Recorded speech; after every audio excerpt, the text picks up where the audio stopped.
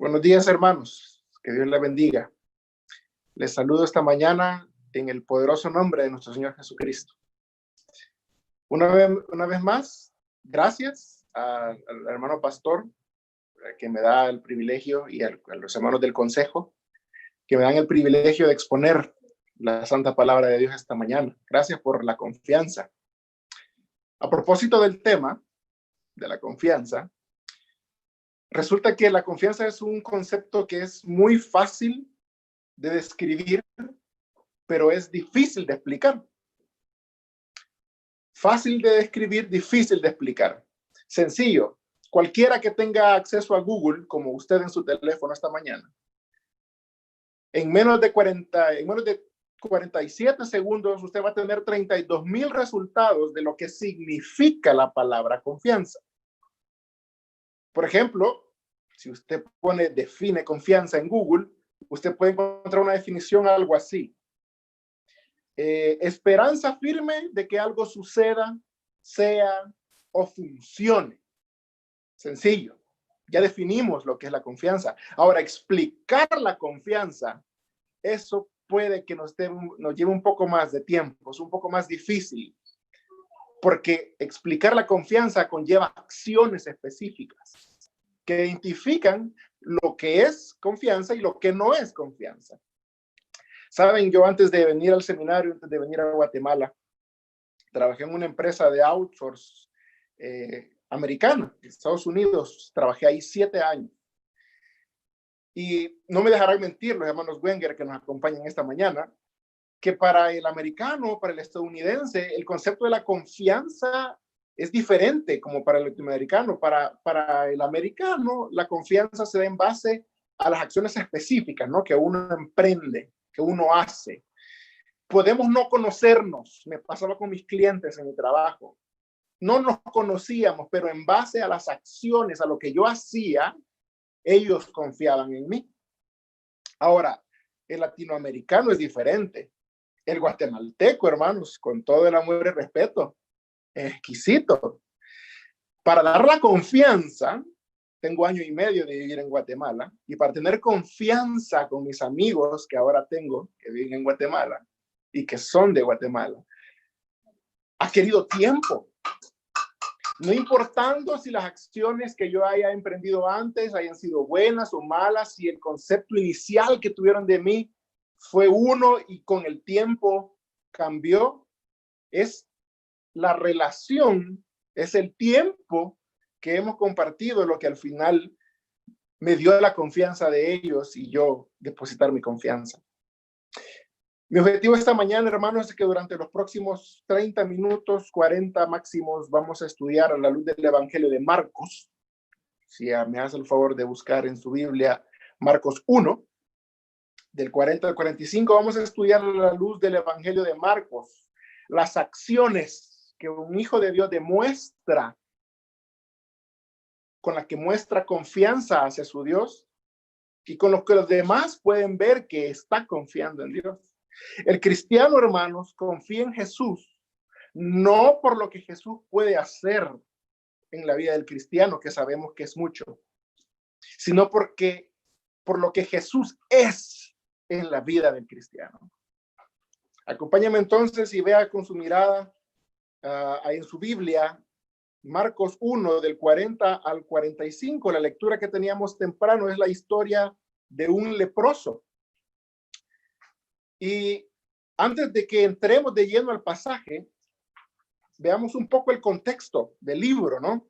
El relato está en el capítulo 1 y Marcos, a diferencia de Mateo y Lucas, también tienen el relato de este leproso. Está en Mateo y Lucas. De esos pasajes echaremos mano a lo largo de estos 30 minutos para encontrar toda la información que tengamos al respecto de cómo le fue a este leproso presentándose ante Jesús.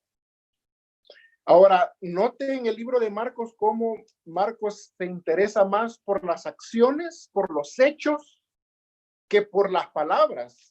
Basta mover una página o dos de su Biblia en Marcos 1:1 y notar cómo Marcos, por ejemplo, omite la historia del nacimiento de Jesús.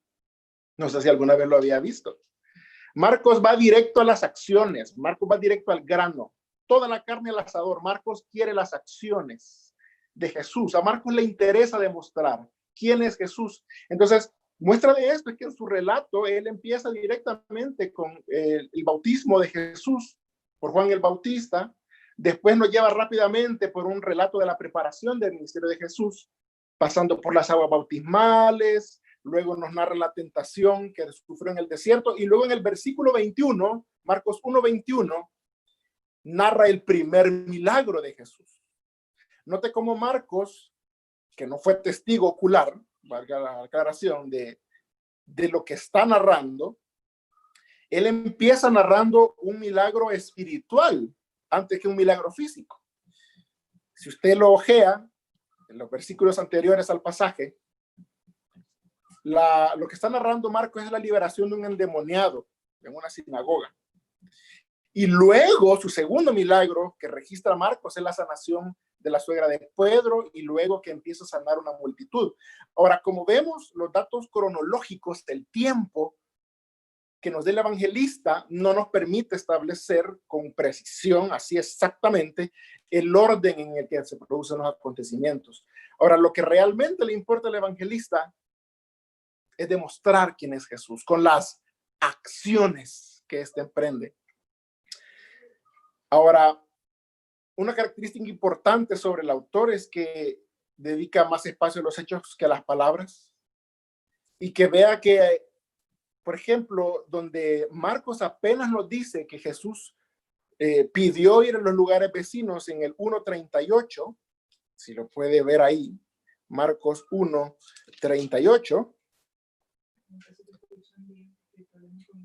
les está diciendo en el 1:38 que él les dijo, vamos a los lugares vecinos para que predique también allí, porque para esto he venido. Entonces, donde Marcos apenas nos dice eso, vea lo que nos dice Mateo 8:1. Ahorita le va a aparecer en pantalla. Mateo 8:1, usted lo puede ver en pantalla en este momento. Nos aclara un poco lo que está pasando. Dice, cuando descendió del monte, le seguía mucha gente. He aquí un leproso se le acercó. Ahora Jesús acaba de pronunciar, antes de encontrarse con este leproso, su famoso sermón del monte, las conocidas bienaventuranzas. Jesús acaba de inaugurar el reino glorioso que ha venido a mostrar.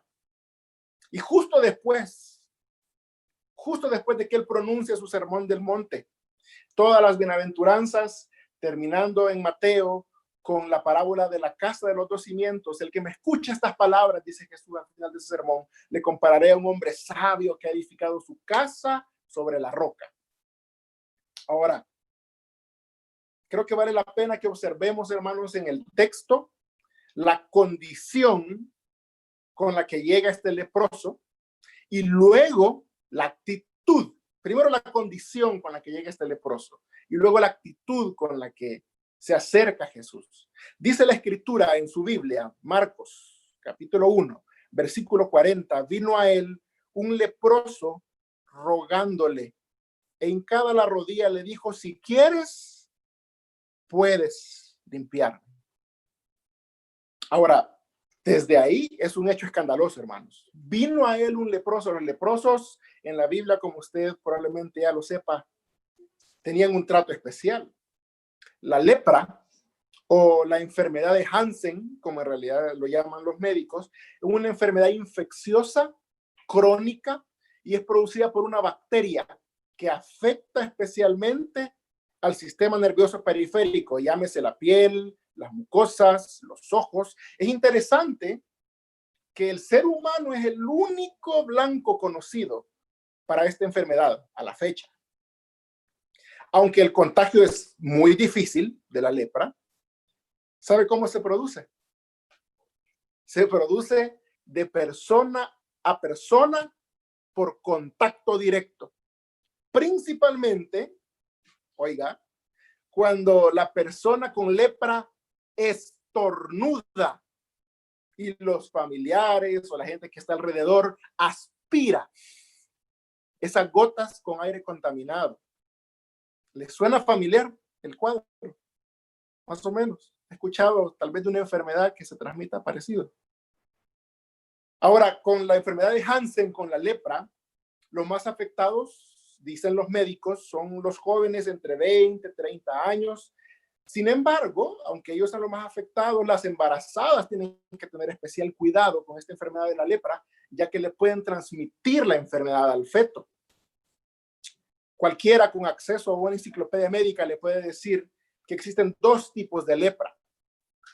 Una lepra que ellos llaman paucivacilar, que es la menos grave, y pues aparecen algunas pocas manchas en la piel y eso es todo.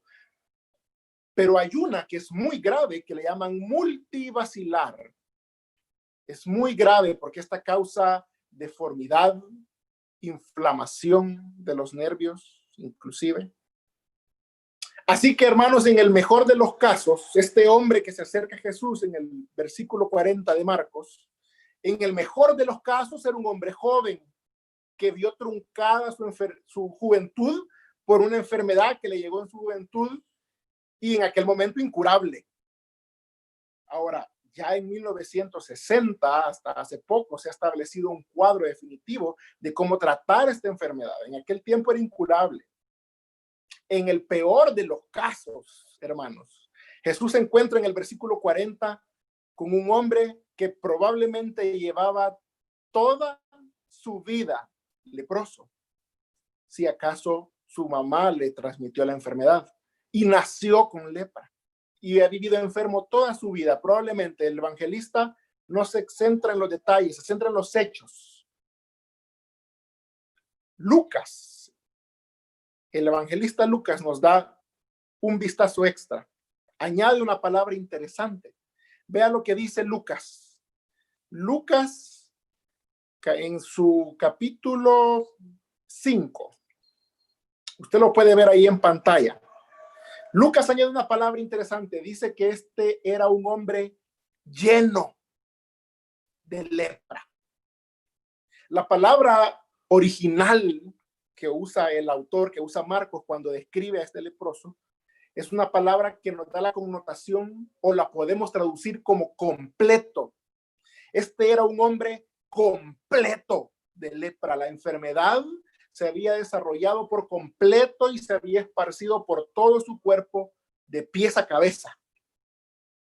Y para colmo de males, hermanos, para este hombre, la ley de Dios entregada por Moisés ya había prescrito la separación obligatoria del resto de la sociedad. Es decir, en otras palabras más contemporáneas, este hombre tenía que guardar cuarentena obligatoria por ley.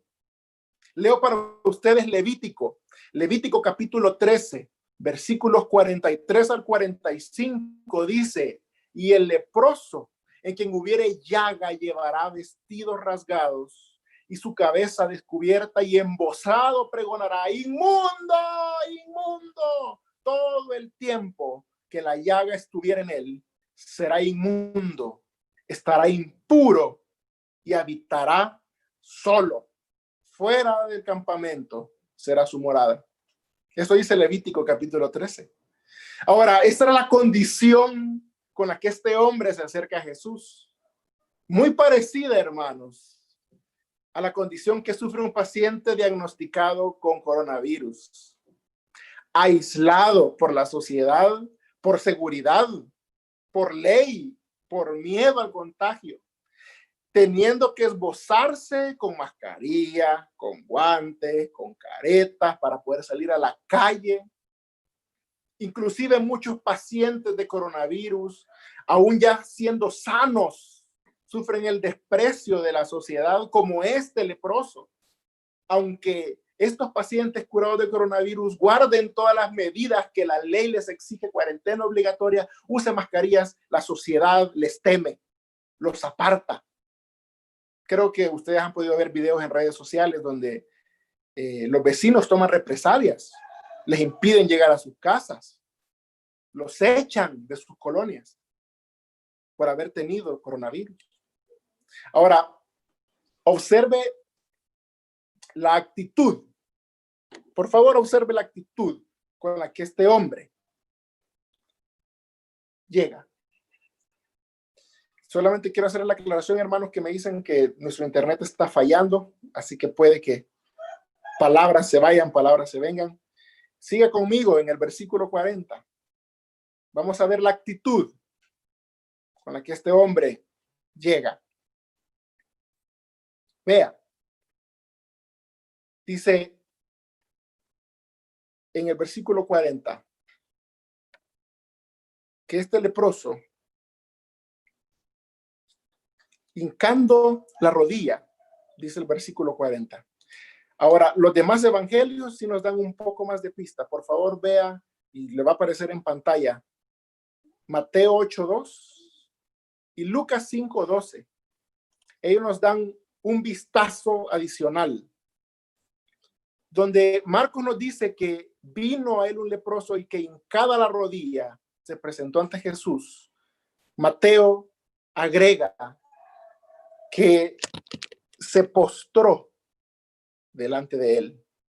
Vea Lucas todavía, Lucas 5:12 todavía agrega algo más y le dice, se postró con el rostro en tierra y le rogó diciendo, si quieres, puedes limpiarme. Ahora, lo que Mateo está diciendo y Lucas están agregando a este pasaje de Marcos, en el idioma original, le está diciendo que cuando se postró, está diciendo que él llegó y le adoró. Esta representación bíblica, este cuadro, este característica adicional que nos está dando Lucas, que se postró rostro en tierra, nos está diciendo que este leproso le adoró. Esta era la única forma de adoración reservada exclusivamente para Yahvé, para Jehová, en el Antiguo Testamento. Cuando este hombre se postra frente a Jesús, no es simplemente un ruego o que le está rindiendo homenaje a un personaje. No. El leproso se coloca en una postura típica de adoración a un ser divino, un gesto reservado únicamente a Dios. Este hombre sí sabía, hermanos, a quién se estaba dirigiendo. Ahora, véame acá. Pero lo que dice a continuación es lo que más me sorprende del pasaje. Si quieres, no sé si su Biblia dice lo mismo en el versículo. El leproso le dice, si quieres, puedes sanarme. Le pregunto algo, hermano, sí, en confianza, aquí entre nosotros, entre usted y yo. ¿Es esta la expresión común en la que un cristiano se presenta ante el Señor? ¿Es así como normalmente pedimos cuando oramos al Señor?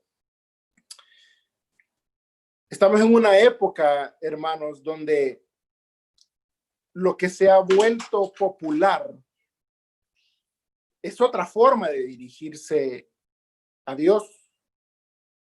Hermanos, que olvidando que se están dirigiendo al Dios todopoderoso, creador de los cielos y de la tierra, Señor de las enfermedades, oran con frases como yo declaro, yo tomo, yo arrebato, yo decreto altaneramente.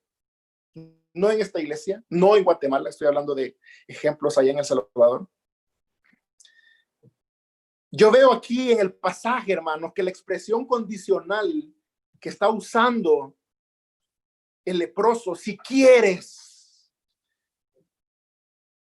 vale la pena aclarar que el leproso no demuestra duda del poder que Jesús tiene para sanarle. Se ha postrado rostro en tierra, oración reservada únicamente a Dios.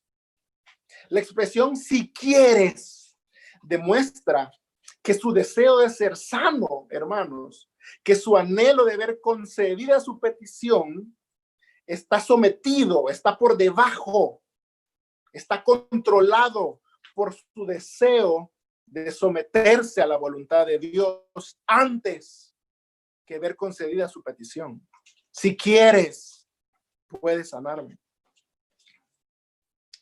El hecho de reconocer que Dios tiene derecho, hermanos, de negar la oración y que se depende única y exclusivamente de su misericordia, de ninguna manera es o representa falta de fe de parte de este leproso. Si no, recuerde conmigo ejemplos bíblicos. No sé si usted se recordará allá por Génesis 18, está Abraham y luego tiene una teofanía, un encuentro con Dios. Y le dice Dios, la maldad de Sodoma y Gomorra ha llegado hasta mí, entonces lo voy a exterminar de la tierra. En el momento, Abraham se recuerda, se aflige por su pariente, por Lot, y le dice en lo que pareciera, por lo que algunos malinterpretan como una negociación. No se puede negociar con Dios, hermanos.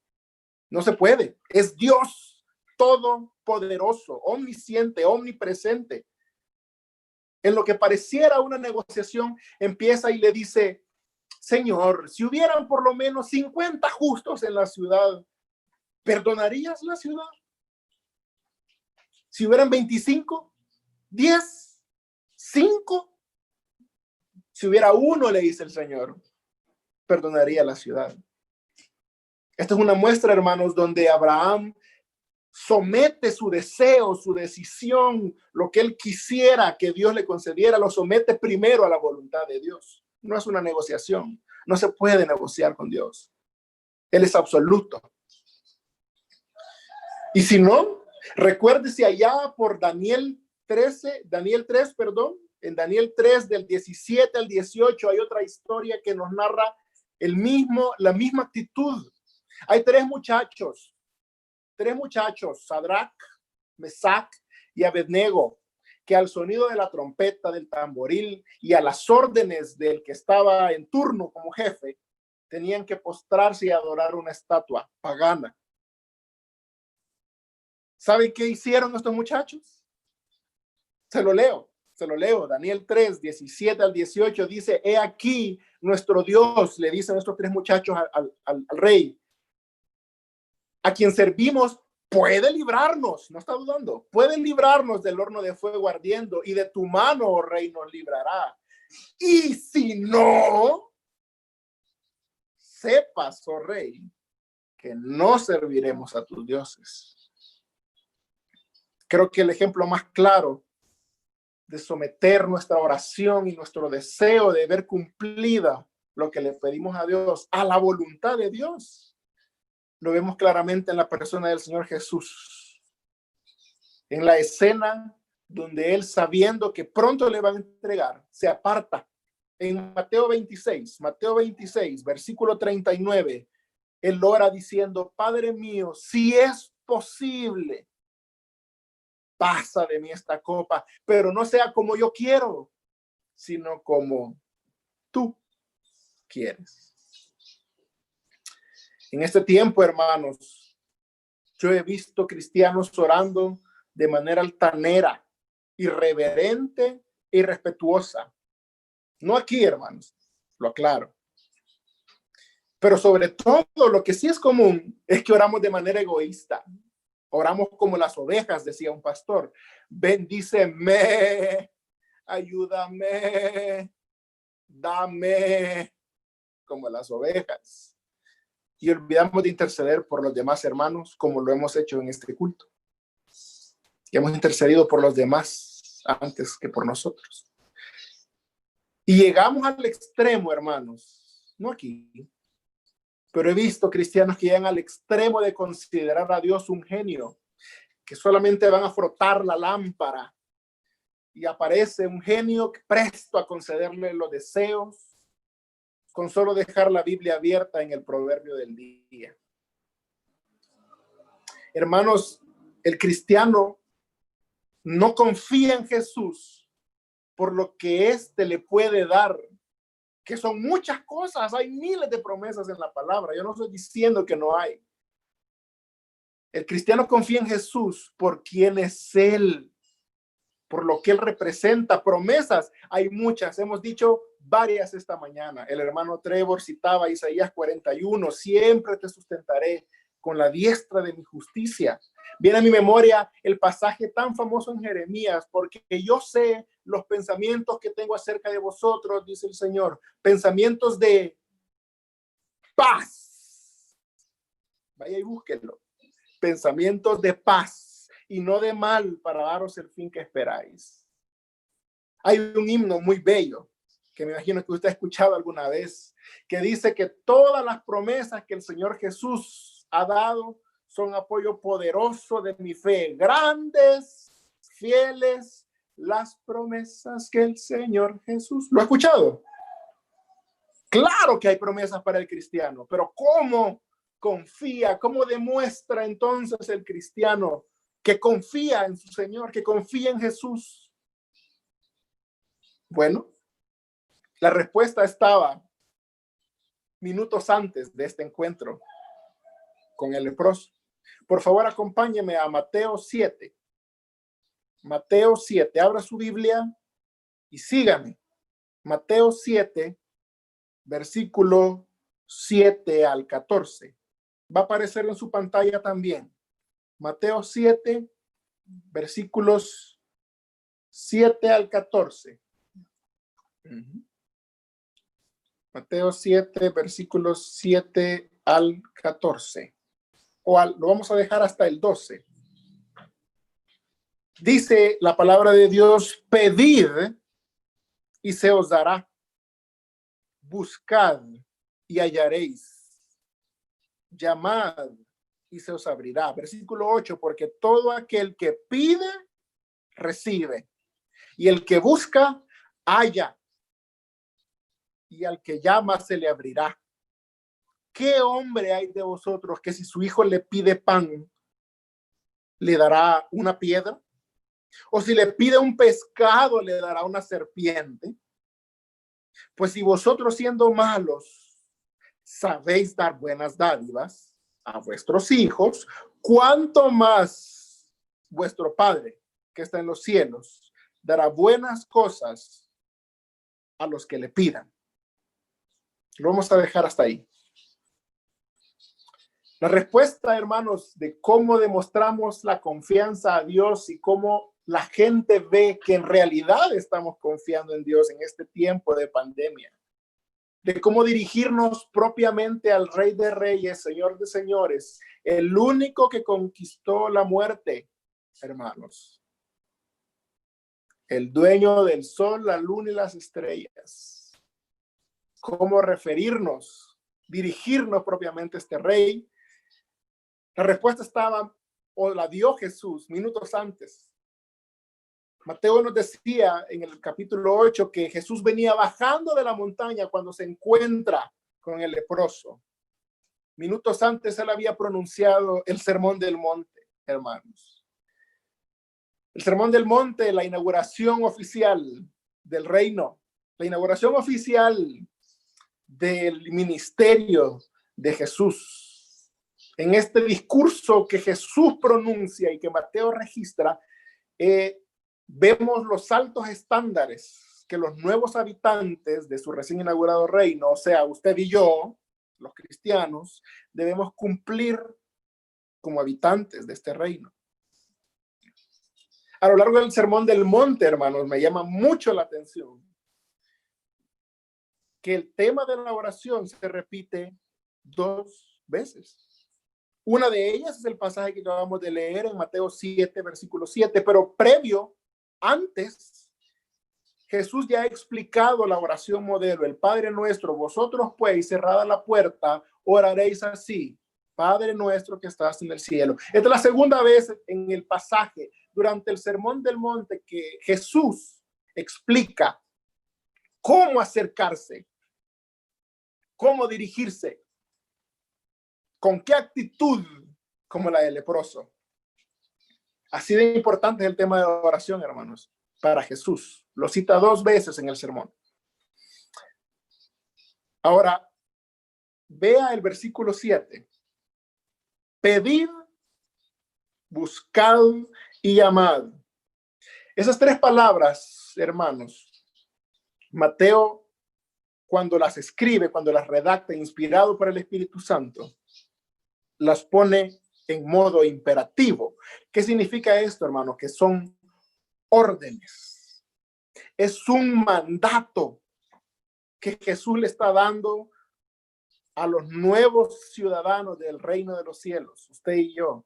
Pidan, busquen, llamen. Son imperativos, son mandatos. En otra parte de la escritura dice orad sin cesar.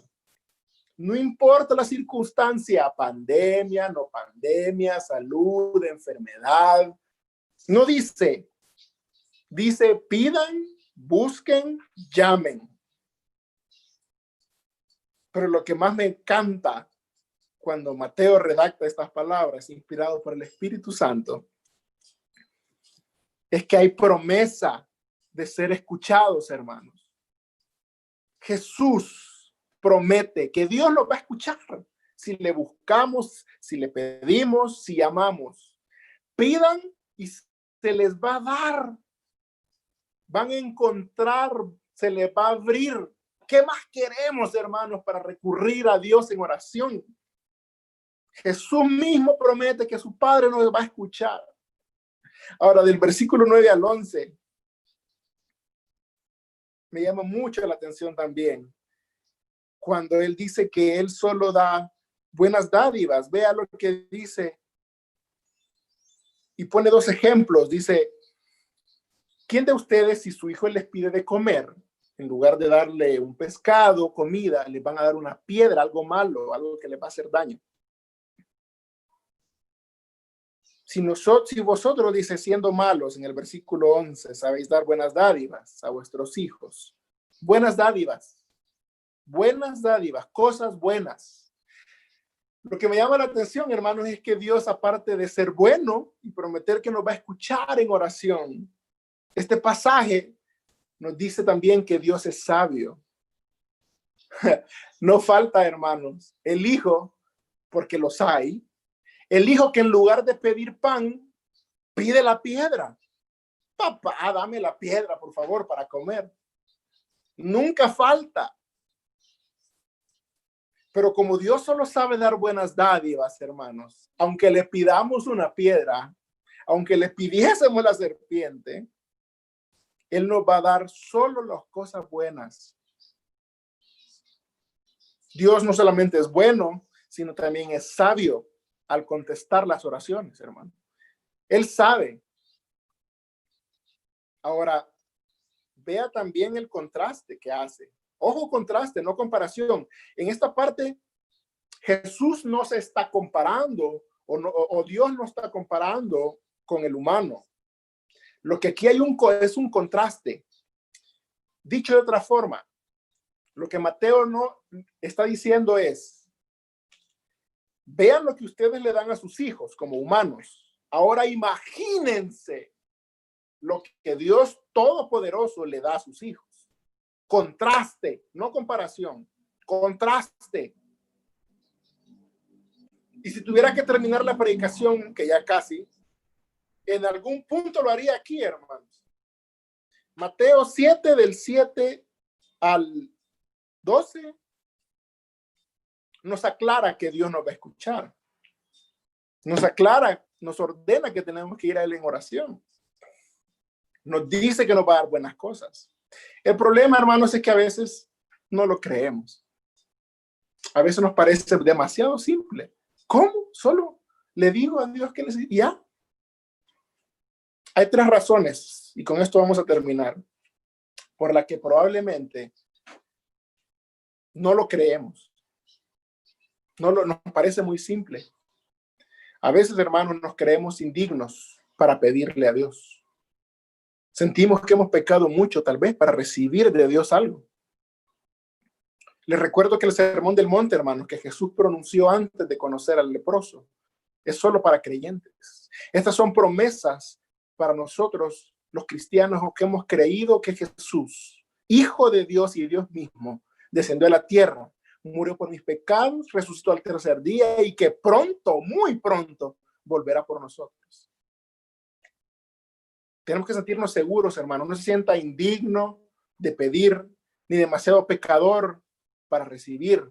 No piense que usted puede hacer un mérito para recibir las cosas buenas que Dios tiene para usted. No. Usted no se merece nada, dice Romanos. Pero por amor, por gracia. A veces creemos que la oración es innecesaria. Creemos que la oración es necesaria y decimos, ¿para qué le vamos a pedir a Dios si allá afuera hay un montón de cristianos, de no cristianos, de gente que no cree en Dios y aún así recibe? Bueno, la Biblia aclara que el sol se pone sobre buenos y malos. Eso también está en la palabra. El Señor tiene cuidado de sus criaturas, de su creación, pero nosotros, sus hijos, tenemos un trato especial. A veces creemos que es innecesaria la oración porque Él sabe, ¿no? Él es el omnisciente, Él sabe. La Biblia también nos enseña esto. Aquí no está la palabra en mi boca, dice Salmos, y aquí tú la sabes toda. Pero decirle a Dios de lo que tenemos necesidad demuestra dependencia, que estamos dispuestos a recibir lo que Dios nos quiere dar. Los padres pensamos a veces, no, los padres no esperan, nosotros los padres terrenales no esperamos a que nuestro hijo nos pida de comer, nos ponemos a cocinar antes y creemos que por eso igual, Dios funciona igual, ¿no? Que Dios sabe lo que tengo necesidad, ¿para qué voy a apartar un tiempo para orar? No, hermanos, tenemos que decirle. La más grave, creo yo, es que a veces creemos, la tercera, es que a veces creemos que Dios no contesta. Como ya lo dije, Dios no es un genio que concede los deseos de todos a diestra y siniestra. Ya vimos que Dios es bueno, pero también es sabio. Hay mucha gente deseando ser rica como los mafiosos que salen en la televisión. Quisieran tener así esos montones de dinero. Ay, Dios, si yo tuviera ese dinero, ¿verdad? Y esa es oración, por supuesto que Dios no va a contestar esta oración, hermano. Dios solo da cosas buenas. Él es sabio. Solo da buenas dádivas. Santiago nos dice también que a veces pedimos y no recibimos porque pedimos mal. Aterricemos, hermanos. ¿Qué debemos entonces o cómo debemos entonces dirigirnos al Señor? ¿Cuál es la actitud que este leproso nos enseña? Cuando oremos al Señor, hermanos, tomemos en cuenta estas tres cosas. Primero, por supuesto, pidamos con fe. Pidamos con fe, reconociendo que dependemos total y absolutamente de su voluntad, de lo que Él quiera. Si es posible, pasa de mí, Señor, esta situación económica o esta enfermedad, pero que no se haga lo que yo quiero, sino lo que tú quieres. Dependemos de ti, Señor. Y sobre todo, creyendo que lo vamos a recibir. Pidamos con fe. Lo segundo, hermanos, oremos con conocimiento. Buscad primeramente el reino de Dios y su justicia, y todas las demás cosas van a ser añadidas. Eso dice la palabra de Dios. Jesús en la oración modelo ya les enseñó, hágase tu voluntad, tanto en el cielo como en la tierra. ¿Cómo conocemos entonces? ¿Cómo vamos a saber qué pedir? Hermano, escudriñe la palabra.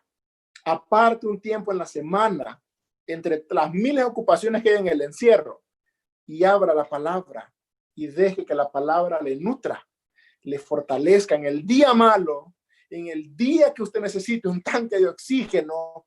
Solo la palabra de Dios va a estar ahí con usted. Su familiar no puede estar, sus influencias no van a estar.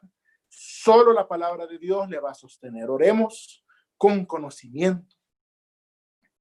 Y por último, pidamos con deseo genuino de recibir. Porque una cosa, hermanos, es conocer lo bueno, conocer cuál es la voluntad de Dios. Otra cosa es tener fe en que Dios nos escucha y nos va a suplir.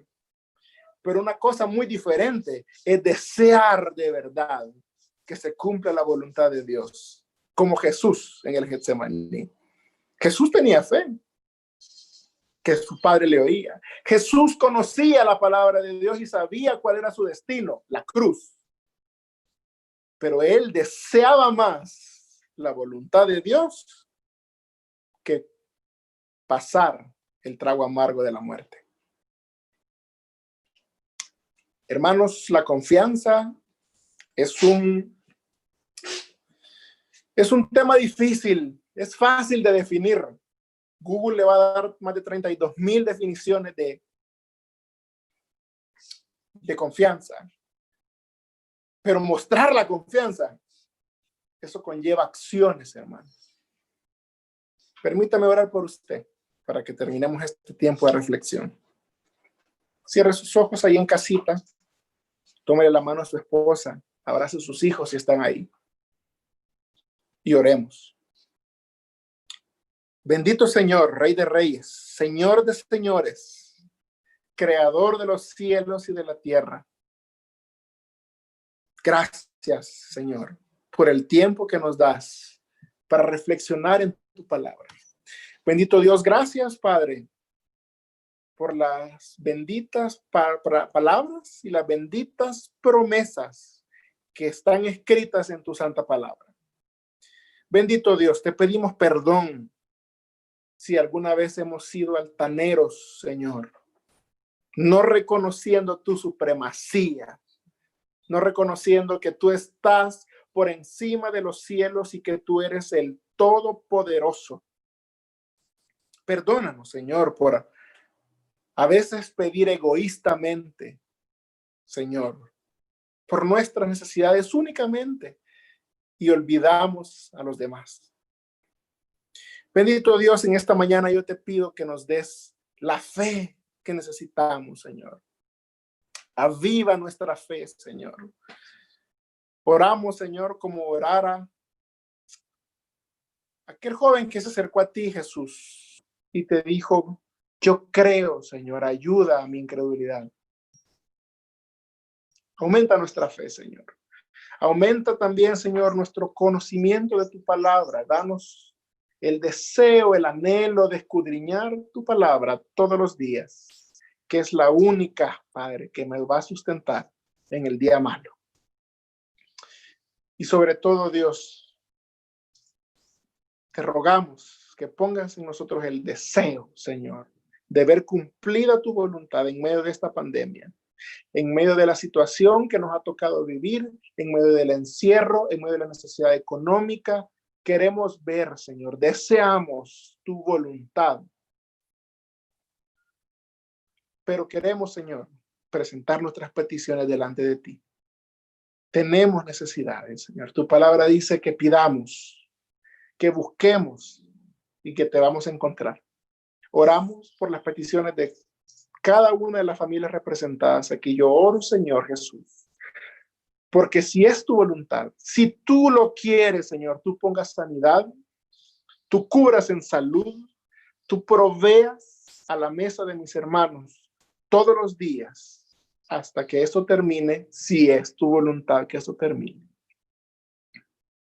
Bendito Dios, gracias por el tiempo de la reflexión bíblica y que estas palabras, Señor, que tú dejaste escritas nos sirvan de sustento y fortaleza en medio de esta situación. En el nombre de Cristo Jesús oramos. Amén. Que Dios les bendiga, hermanos.